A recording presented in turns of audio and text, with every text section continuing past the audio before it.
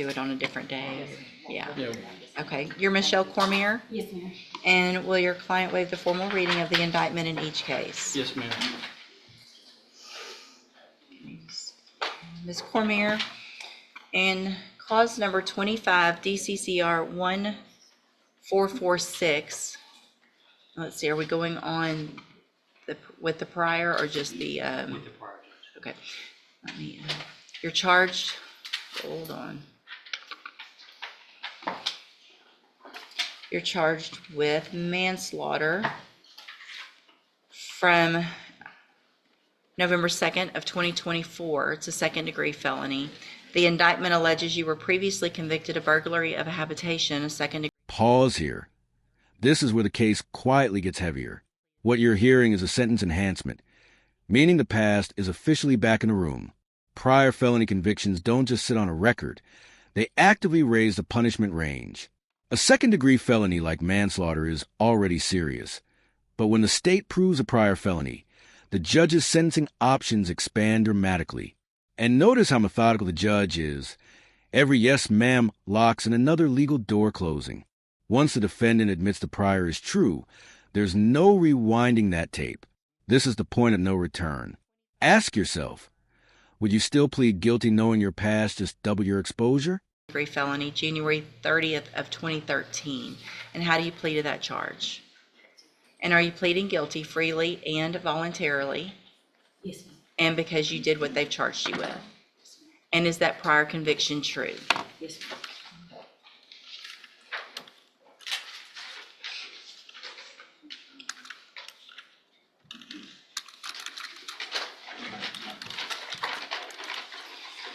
Okay.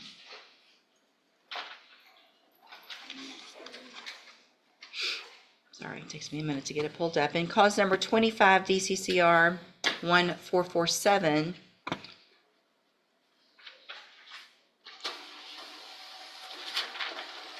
you're charged with possession of a controlled substance, a state jail felony from October 30th of 2024. The indictment alleges you were previously convicted of possession of a controlled substance, a state jail felony, January 30th of 2013. In two different cases, or three different cases on that date. And what that means in that case is that would be enhanced to a third-degree felony. Do you understand? Yes, ma'am. And how do you plead to that charge? Guilty. And are you pleading guilty freely and voluntarily? Yes, ma'am. And are you pleading guilty because you did what they charged you with? Yes, ma'am. And are those prior offenses true? Yes, ma'am. In each of those cases, I have here on the tablet some documents that have your signature on them that the state has marked as exhibit number 1. Before you signed these, did you go over them with Mr. Radford? Yes, ma'am. Do you fully understand them? Yes, ma'am. And so there's no agreement, correct, in either of the cases. So I want to make sure you understand that you have an absolute right to have a jury come in and determine two things. The first is to determine if you're guilty or not. And then if they find you guilty in the case, you could leave your punishment up to that jury. If we go forward this way, you're leaving your punishment up to the court. And is that what you want to do? Yes, ma'am. State tenders number 1 in each case. No objections. It's admitted in each case. Is there any evidence that Ms. Cormier is not competent? No, ma'am. All right, ma'am, in each of your cases, I'm going to find that you entered your pleas of guilty freely and voluntarily. Find that you're mentally competent and you understand the nature and the consequences of those pleas. Find sufficient evidence in each case to find you guilty. However, I'm going to reset your case for a sentencing hearing. We'll get a pre-sentence report done, and then we'll come back for that hearing. Anything that you think is important for me to know, get that information to Mr. Radford, and he will present it to me on your behalf when we come back. Judge, we're gonna have some letters that I will submit to the court to supplement the PSI, and I will copy Mr. Coleman on those support letters. Okay, sounds good. And if you'll just try to get those to the court that week before Yes, ma'am. The hearing, that would be great. Yes, All right, ma'am. thank you. You can go Thank back you. with the bailiff. I'll be- Yes, sir, thank you. All right, are you Quentin Sells? So, Mr. Rojas, you've been appointed to represent Mr. Sells. Is there any reason to believe that the person standing before me is not Mr. Sells? No, Your Honor. And so I'll take judicial notice of that, as well as the court's file, including a report. Mr. Sells was evaluated for competency to stand trial by Dr. Hamza. I have received that report dated November 14th of 2025. The finding is that Mr. Sells is not competent to stand trial at this time. Is there any other evidence with regard to competency? No, Your Honor, not from the state, Your Honor. Then at this time, based on that evaluation, I am going to find that Mr. Sells is not competent to stand trial. This is one of the most sobering moments in any courtroom, and it happens quietly. When a judge finds someone not competent, it doesn't mean they're innocent or guilty. It means the law says, we can't move forward yet. Competency is about understanding reality, your charges, your lawyer, and the consequences. Instead of punishment, the court orders treatment. That's not leniency. It's constitutional protection. The system hits pause, because justice isn't justice if the defendant doesn't even understand the game being played. And that gentle line from the judge, we're going to get you some help. That's rare humanity breaking through procedure. I'm going to order inpatient treatment at the appropriate facility for a period of not to exceed 120 days from the date he gets to that facility, and then we'll await a report from that facility. He can go back with the bailiff. No, go on. We're going to get you, yeah, we're going to get you some help, and then you can come back and take care of your case, okay? Go back with the bailiff, okay? Right there, go back, go to the back, okay? Go to the, go.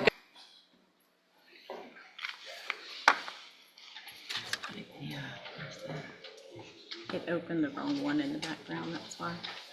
Hold on a minute. Good morning, are you Isaiah Brown? Will your client waive the formal reading of the indictment?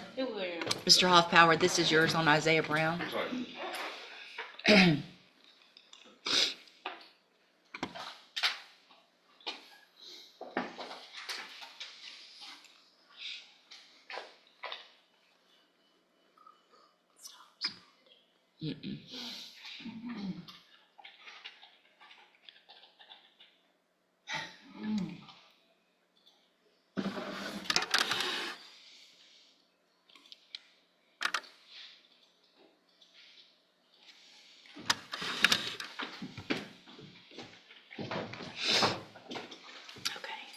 So it's a reduction to state jail. Yes, ma'am.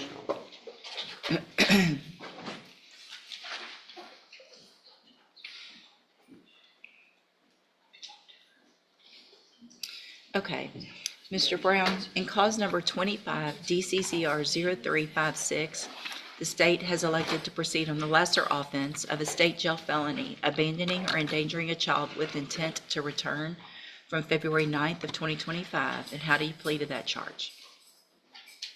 Speak up. Are you pleading guilty freely and voluntarily? And are you pleading guilty because you did what they charged you with? I have here on the tablet some documents that have your signature on them that the state has marked as exhibit number 1. Before you signed these, did you go over them with Ms. Holmes? Do you fully understand them? Answer out loud. Yes, ma'am. And do you understand, if I follow the agreement that you've made with the district attorney, that you will be waiving or giving up any right to appeal? Yes, ma'am. And it looks like the agreement that you've reached is for a 3-year. Let's clear up a huge misconception right here. Deferred probation is not a win. It's a test. The conviction is hovering, not gone. One misstep, missed appointment, failed condition, bad decision, and the judge can bring the hammer down without a trial. And notice the bond reduction paired with strict no-contact orders.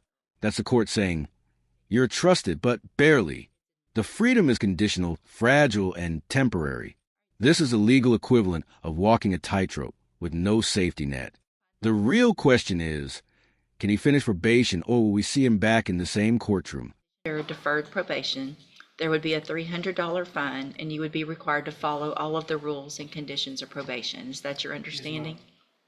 Do you also understand, if you're not a U.S. citizen, that a plea of guilty or no contest may result in your deportation, exclusion from admission to the country, or denial of naturalization under federal law? State tenders number 1. No objection. It's admitted. Is there any evidence that Mr. Brown is not competent? No, Your Honor. All right, sir, I'm going to find that you entered your plea of guilty freely and voluntarily. Find that you're mentally competent and you understand the nature and the consequences of your plea.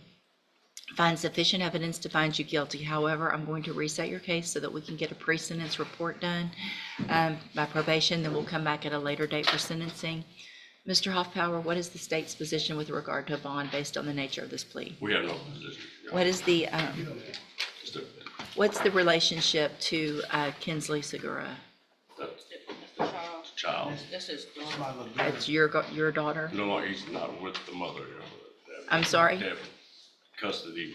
I'm not sure if he, what kind of. Do you have any kind of, No, she blocked me when she had my baby, so I'm not on the birth certificate, I'm not on none of it. so until anything happens legally with that, you cannot have any contact with your child, you understand? Yes. Okay, so what I'm going to do, based on the nature of this plea agreement, between now and sentencing, is reduce your bond in your case to $1,000. If you make that bond, it's very important that the first thing you do is go to the probation department so they can start that pre-sentence report, okay? Also, a condition of that bond is that you have no contact with Kinsley Segura, okay? And then we'll see you back at sentencing. All right, you can go back with the bailiff. Will your client waive the formal reading of the indictment? Mr. Broussard, in cause number 25, DCCR 1442, you're charged with the second-degree felony offense of aggravated assault with a deadly weapon from July 27th of 2025. And how do you plead to that charge? Guilty. Are you pleading guilty freely and voluntarily? Yes, And are you pleading guilty because you did what they've charged you with? yes, I have here on the tablet some documents that have your signature on them that the state's marked as exhibit number 1. Before you signed these, did you go over them with Ms. Holmes? yes, ma'am. Do you fully understand them? Yes, ma'am. And do you understand, if I follow the agreement that you've made with the district attorney, that you'll be waiving or giving up any right to appeal? Yes, And it looks like the agreement that you've reached is for a 5-year deferred probation. There would be a $500 fine. You would be required to follow all of the rules and conditions of probation. Is that your understanding? yes, ma'am. Do you also understand, if you're not a U.S. citizen, that a plea of guilty or no contest may result in your deportation, exclusion from admission to the country, or denial of naturalization under federal law? Yes. State tenders number 1. No objection. We've got, it's admitted. I know, back up. Sorry. Is there any evidence that Mr. Broussard is not competent? No, Your Honor. You need one? I'm not. Thank you. All right, Mr. Broussard, I'm going to find that you entered your plea of guilty freely and voluntarily. Find that you're mentally competent and you understand the nature and the consequences of your plea. Find sufficient evidence to find you guilty. However, I'm going to reset your case so that the probation department can do a pre-sentence report. That'll give me more information about you and your case, and then we'll come back later for sentencing. Mr. Nichols, what is the state's position with regard to bond reduction based on the nature of that plea agreement? Your Honor, he has a prior successfully completed probation for deadly conduct. The situation involves an in-home argument with his adult sister where he shoved her and brandished a machete. My concern would be if he was released, where would he be awaiting sentencing? Mr. Broussard, when you are released, whether it's on a bond or when you get this probation, where will you be living? 4948 Lawndale. And who lives there? My mother, Who else? there's 2 other couples. There's Lindsay's daughter, my niece, and her boyfriend, and another couple. Okay, where does Lindsay live? Lindsay lives at the lake, Toledo Bend. So you understand that you're not going to be able to have contact with Lindsay. Yes, ma'am. So if there's some family get-together at the house where you're living, you're gonna have to leave if she comes Judge, over. I do have that address as her address in my file. I'm not saying she doesn't live at the lake or whatever. Okay. And I'll let the court know she called yesterday, spoke with my investigator, wanted to drop charges. But because of the evidence in this case, I think I could prove it regardless. That's why we reached an agreement this morning. Okay, so what I'm gonna do, Mr. Broussard, based on the nature of your plea agreement, is reduce your bond pending sentencing to $1,000. If you make that bond, there's some very important conditions. First, the very first thing you do when you're released is go to the probation department so they can get that pre-sentence report done. If you don't do that, you run the risk of me not accepting the plea agreement. The second thing is that you're to have no contact or communication with Lindsay Gaspard. So if she is living there, you're gonna have to find another place to live. You're gonna have to figure that out, okay?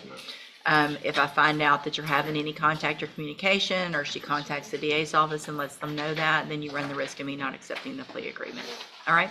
Okay, you can go back with the bailiff. Thank you, Your Honor. Thank you. Yes, Or- Judge, if we may, with the court's permission, this is basically a misdemeanor offense, but due to the nature of it, it's TDC. Good morning. Are you Adrian Banks? And Mr. Rojas, will your client waive the formal reading of the indictment? He will, Your Honor. Mr. Banks, in cause number 25 DCCR 1432, you're charged with a third-degree felony offense of harassment of a public servant in count 1 of that indictment, and that is from September 1st of 2025. And how do you plead to that charge? Guilty now. Are you pleading guilty freely and voluntarily? Yes, ma'am. And are you pleading guilty because you did what they charged you with? Yes, ma'am. I have here on the tablet some documents that have your signature on them that the state's marked as exhibit number 1. Before you signed these, did you go over them with Mr. Rojas? Yes, ma'am. Do you fully understand them? Yes, ma'am, I do. And do you understand, if I follow the agreement that you've made with the district attorney, that you will be waiving or giving up any right to appeal? Yes, ma'am. State tenders number 1. No objection. It's admitted. Is there any evidence that Mr. Banks is not competent? No, Your Honor. All right, sir, I'm going to find that you entered your plea of guilty freely and voluntarily, find that you're mentally competent and understand the nature and the consequences of your plea, find sufficient evidence to find you guilty, and at this time find you guilty of, in count 1, of harassment of a public servant, sentence you in accordance with your agreement.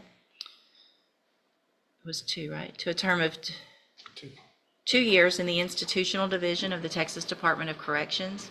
You will receive credit on that sentence for any time that you've been in custody that the law gives you the right to receive. I'm handing you the trial court certification that shows this was an agreement that I followed, and so you've waived your right to appeal. I'm also handed you a written admonishment regarding your ineligibility to possess a firearm or ammunition. Because of the judgment entered against you, you're ineligible under Texas law to possess a firearm or ammunition. Possession of a firearm or ammunition could lead to charges against you. Firearm is a legal term, and you should read that written admonishment I provide you to see what devices qualify as a firearm. If you have questions about the laws that make you ineligible to possess a firearm or ammunition, or about how long that lasts, you can talk with Mr. Rojas. All right, good luck to you, sir. You can go back with the bailiff.